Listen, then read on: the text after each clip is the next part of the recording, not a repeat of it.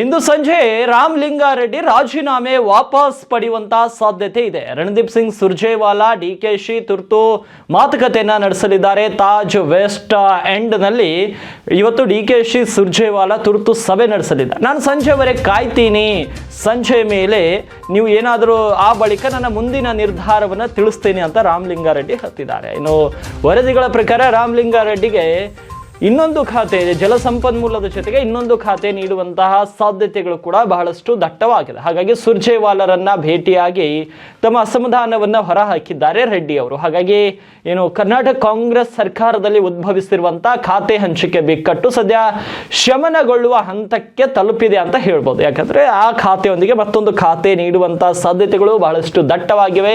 ಸುರ್ಜೇವಾಲಾ ಮುಂದೆ ರೆಡ್ಡಿ ತಮ್ಮ ಅಭಿಪ್ರಾಯವನ್ನ ಹೇಳ್ಕೊಂಡಿದ್ದಾರೆ. ಹಾಗಾಗಿ ಸುರ್ಜೇವಾಲಾ ಕೂಡ ಸಿಎಂ ಜೊತೆ ಮಾತನಾಡಿ ಸಮಸ್ಯೆ ಬಗೆಹರಿಸುವ ಬಗ್ಗೆ ಮಾತುಕತೆ ನಡೆಸಿದ್ದಾರೆ ಅಂತ ರಾಜಕೀಯ ಮೂಲಗಳು ತಿಳಿಸುತ್ತಿವೆ.